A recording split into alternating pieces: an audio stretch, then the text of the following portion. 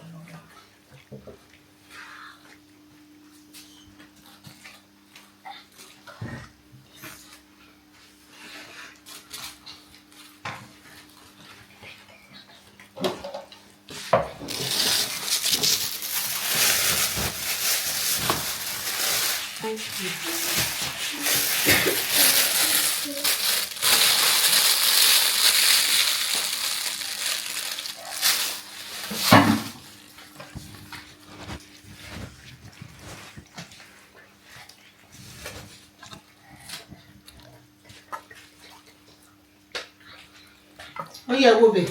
Oh yeah, bonje. Gbefu.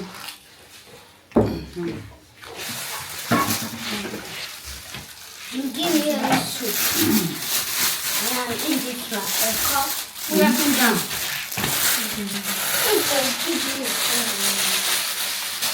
A pan.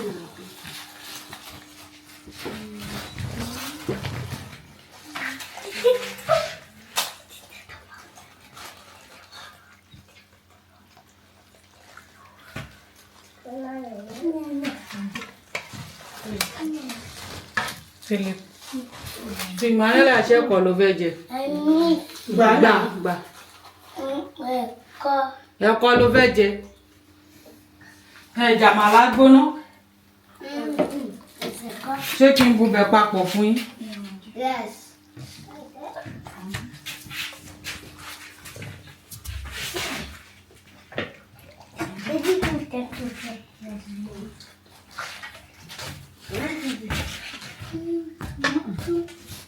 Ó yá.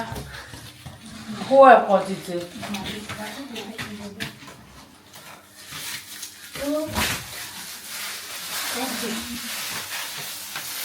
Jẹun. Màá tún jẹ lẹ́yìn gbà.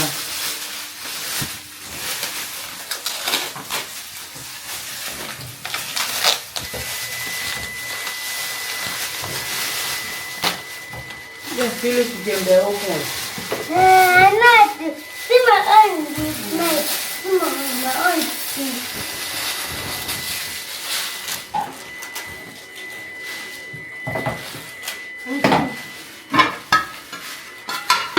It's not big. Why is it small? Má jò ṣí bọ́lẹ̀. O ti ya ewé ní ìyàkúyà. This is agidi ẹ̀kọ. Agidi ẹ̀kọ. Ó fún ẹsẹ̀ rẹ̀ báyìí.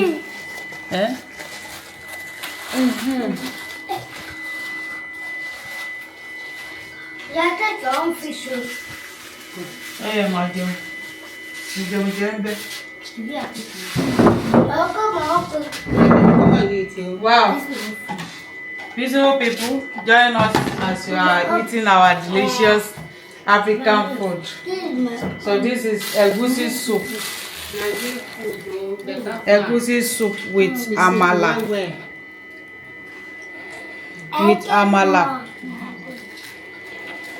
So Join us as you're about to eat. Thank you, Jesus, for blessing us with this delicious food. We cover it with the blood of Jesus. Amen. Thank you, Jesus. Viewers, come and join us. Amen. Bye-bye. Mwah.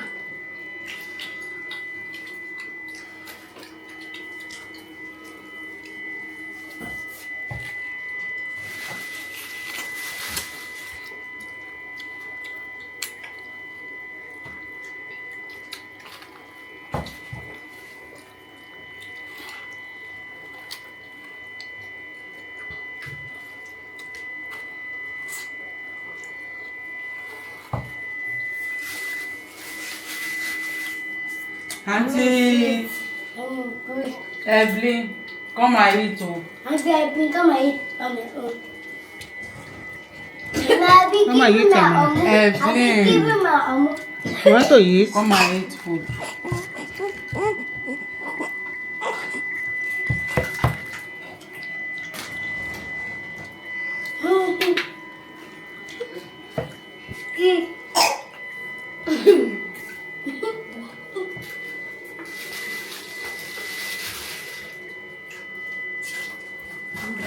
Mo ní láàárọ̀ ra má yẹ pomi dànù.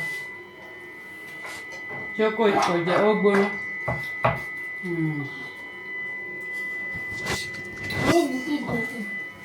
Ó yá máa mu jẹ.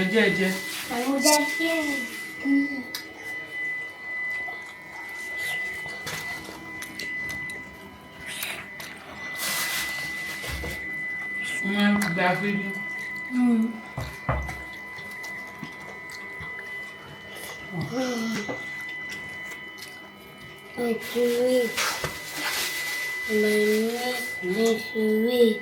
Thank you, Jesus.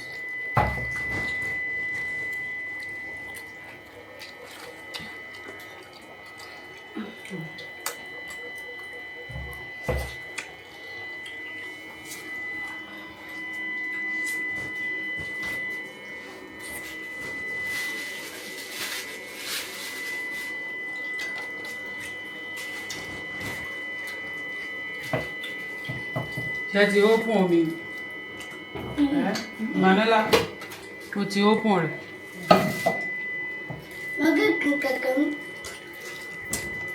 Ìgbà mi ó máa ń le láti ṣí.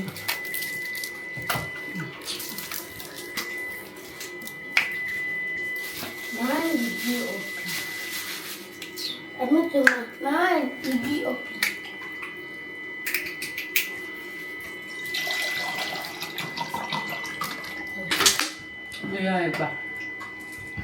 Nǹkan sámú.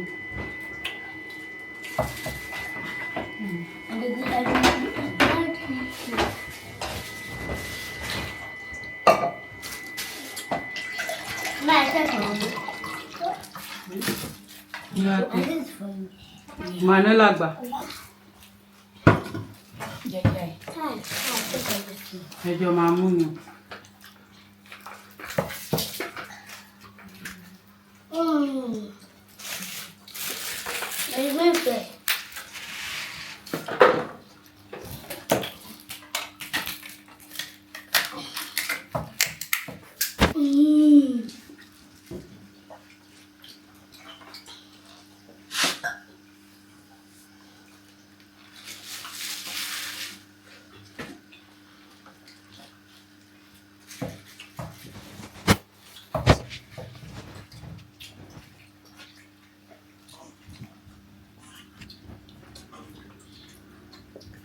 Mo fẹ́ jẹun.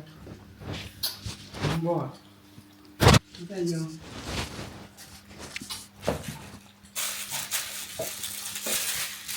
Mami, baby, you can get my food. Keep my food.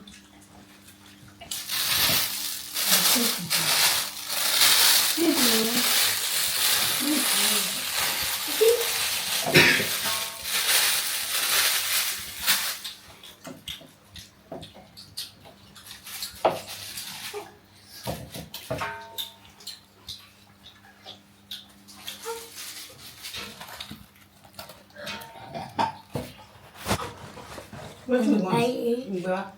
Ilé ẹ̀fẹ́ jẹ o. Ìgbà.